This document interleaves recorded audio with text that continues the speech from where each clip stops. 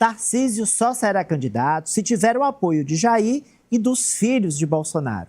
Desempenho de Eduardo em pesquisa assustou o governador de São Paulo.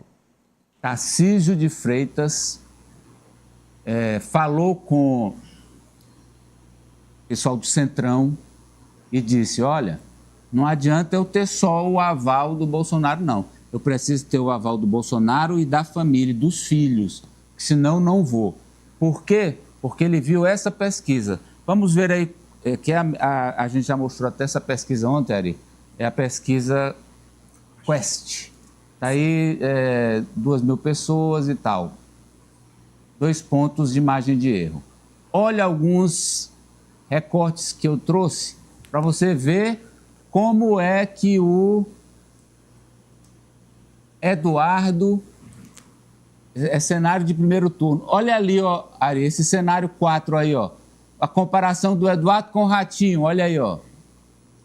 Lula, só o Eduardo e os governadores. Intenção de voto para presidente no primeiro turno. Eduardo Bolsonaro, 15. Sim. Ratinho Júnior, 10. Certo. Ciro Gomes, 10. Romeu Zema, 5. Ronaldo Caiado, 5. Ok. Olha só, o Eduardo pontuando mais que os governadores da direita na pesquisa. Um dos cenários. Agora bota outro cenário com a presença do governador de São Paulo. Olha aí, Ari. Lula, 38. Tarcísio, 20. Eduardo, 18. Indeciso, 5. Branco nulo. Tá vendo? Ou não vai votar, 19. A Quest fez uma específica. Como é? Se tiver Lula, Tarcísio e Eduardo, como é o comportamento? Empate técnico. É empate técnico entre Tarcísio e Eduardo. Tá vendo? Vocês que queriam botar Eduardo como fora do jogo, vamos mais uma. Não, do ponto de vista eleitoral, não. Do ponto de vista jurídico, ele pode ficar fora. Agora mais uma. Eleitoral, não. Ele sempre... Mais um cenário. Foi forte. Olha quando você compara ele com o Zema, Ari. Eduardo, 24% das intenções de voto e Romeu Zema, 12%. Olha aí, ó. É o dobro, doutor. E tem mais uma comparação feita pela Quest. Eduardo e Caiado, olha. Eduardo, 24% e Ronaldo Caiado, 11%.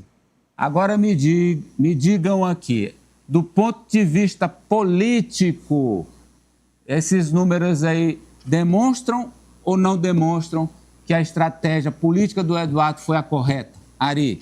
Não, eu discordo de você e gostaria que você só deixasse eu terminar de falar e depois você pode discordar de mim. Também acho que é errado, tá? Eu acho que a rejeição dele inviabiliza a eleição dele. Eu acho que ele tá ali no teto. Então um candidato que começa com o teto é só ladeira abaixo. Acho que foi errado, acho que havia outras maneiras dele se viabilizar, porque ele tem o sobrenome Bolsonaro, ele é filho de Jair Messias, Bolsonaro poderia sim indicá-lo como candidato, ele teria chances reais de derrotar o presidente Lula, mas de outro modo, porque a rejeição dele no centro, na direita que usa talheres, não seria o que é hoje. Eu vejo ele começando no teto e a partir daí não crescendo mais. Então acho que foi errado, equivocado, ele se atrapalhou, calculou errado e eu vejo ostracismo para ele a partir de 2026. Denis. Eu discordo do Ari, eu vejo que você tem ali, em todos os cenários aí que você apresentou, Amadeu, me parece que o próprio Lula que atingiu esse teto. Não sai de 38%, 39%, pelo menos nessa pesquisa, nesse recorte feito aí dessa pesquisa. E aí uma vantagem para a direita, né? Porque você tem Romeu Zema, tem Caiado, tem Tarcísio de Freitas, tem Eduardo Bolsonaro, que na hora que você conseguir concentrar esses votos em um nome, pode acabar tirando aí o sossego do Lula. Não, pode ter feito do Eduardo. O Lula é o incumbente, Denis. O Lula já é candidato, é o incumbente e toda eleição ela é majoritária. O povo vai dizer em 2026 se quer a continuidade do Lula ou não. Isso aí tá dado, se ele vai ser favorito, se não vai. Perto da eleição a gente vai saber. Mas eu quero saber o Eduardo dentro da direita. Isso é o ponto. O Tarcísio, por exemplo.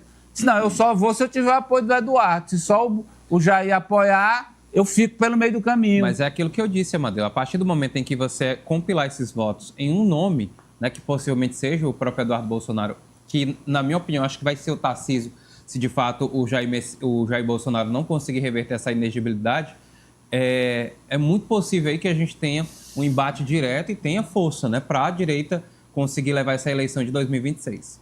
Toda eleição, a eleição eu prevejo ali disputada no segundo turno e é renhido. Sempre o que eu acho que vai acontecer independente não, se dependendo da estratégia da direita. Aí é que se os Bolsonaro todos estiverem juntos é uma coisa. Se separar, doutor, mas vai lá, Eliezer.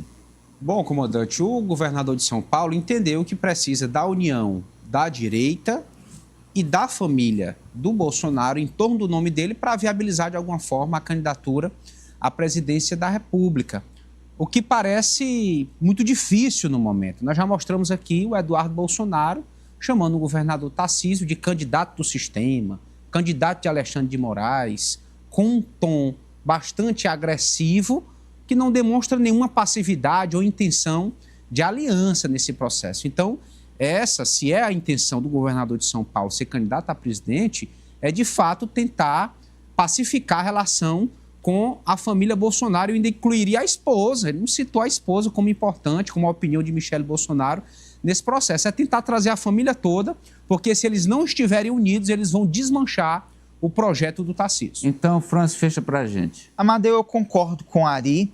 Qualquer candidato da família Bolsonaro que fosse apresentado como presidenciável apareceria com a intenção de voto similar à do Eduardo Bolsonaro, na minha opinião, mas uma eleição que tende a caminhar para um segundo turno, ela é definida por aquele percentual bem pequeno, de 4% a 6%, que não é nem Lula nem Bolsonaro.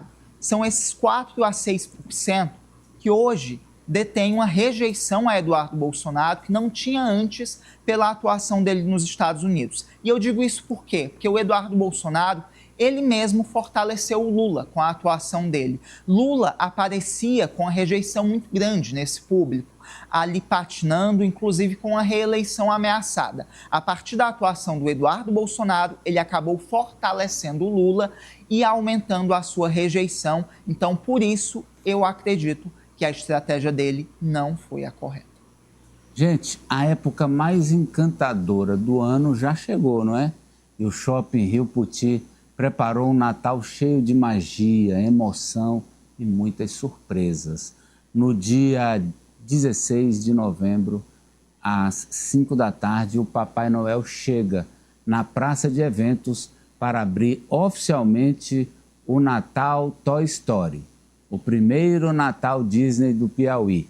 É isso mesmo, um Natal inédito que celebra também os 10 anos do Shopping Rio Poti e os 30 anos do filme Toy Story. Esse clássico que a gente ama desde sempre. Vai ter diversão, encanto e muitas experiências para toda a família viver junto com a gente. Então, já marque aí na agenda para viver o Natal mais encantador de todos os tempos. Shopping Rio Poti, 10 anos, a vitrine viva do Piauí. Estou chegando para o Natal Mundo Mágico do Rio Poti. 16 de novembro, às 17 horas, espero você e sua família em uma aventura onde os brinquedos ganham vida. Natal Rio Poti. Viva o mundo mágico aqui. Vamos lá, e a sua manchete?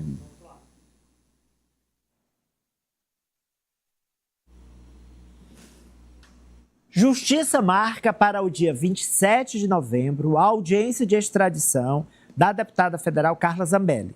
O Ministério Público da Itália já deu parecer favorável. Amadeu, parece que a situação dela vai melhorar. Ela imaginou que fosse melhorar fugindo para a